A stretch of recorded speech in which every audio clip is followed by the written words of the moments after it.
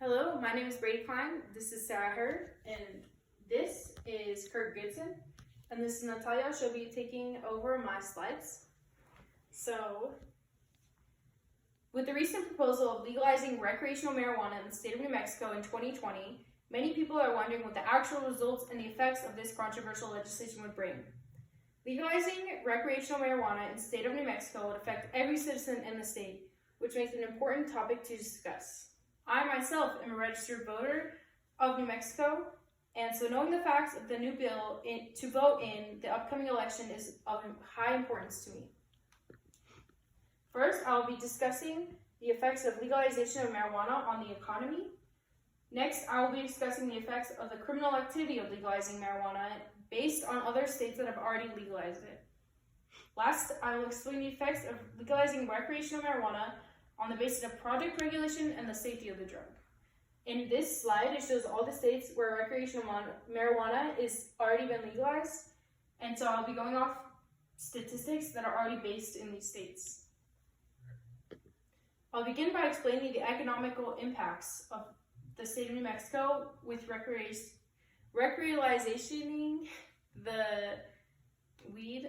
And so it'll show how it could affect the state of New Mexico and also the state of everywhere else has already been recreationalized.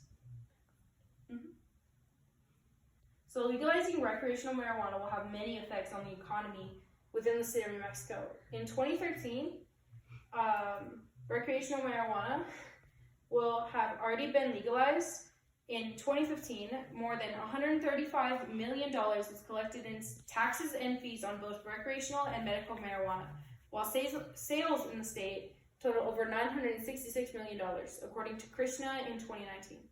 The same tax increase can also be seen in the states that followed suit in legalizing recreational marijuana. Due to this trend, it is safe to say that the tax revenue in New Mexico will increase if recreational marijuana is legalized. The tax increase can be used for beneficial things as improving the education system and aiding the infrastructure of New Mexico roads.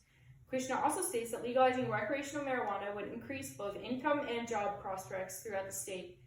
If marijuana is legalized, nurseries and dispensaries will be created in order to distribute the new product, creating many new jobs and more income to the state.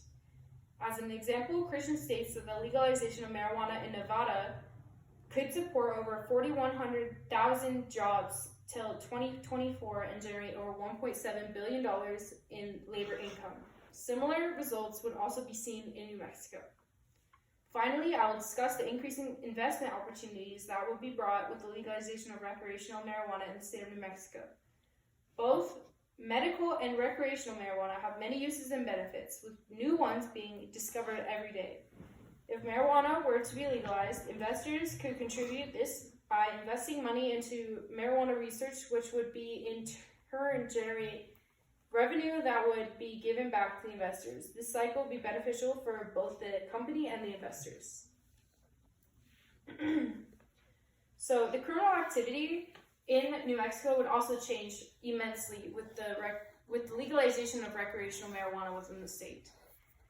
If recreational marijuana were to be legalized, the crime activity related to the production, distribution, and use would significantly decrease.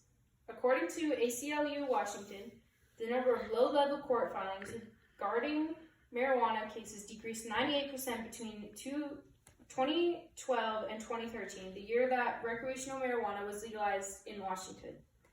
The number of those under 21 convicted for possession of marijuana also decreased by 50% in the same year. This means that the number of underage smokers minoring in marijuana decreased significantly once recreational marijuana was legalized in Washington.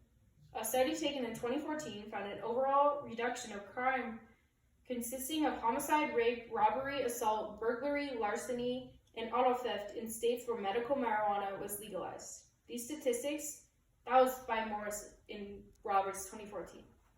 These statistics would be likely to decrease even more if recreational marijuana were to be legalized. Now that we have discussed the impacts on the economy and the crime rates involving marijuana, I will now discuss the analyze and change product regulation of marijuana in the state.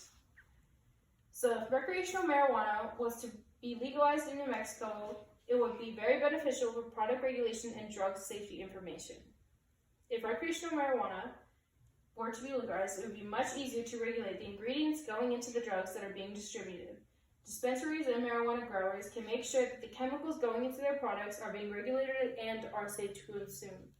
According to Marcus Batshuber, in 2014, states where medical marijuana was legalized had 25% less opioid overdoses than states where marijuana was still illegal.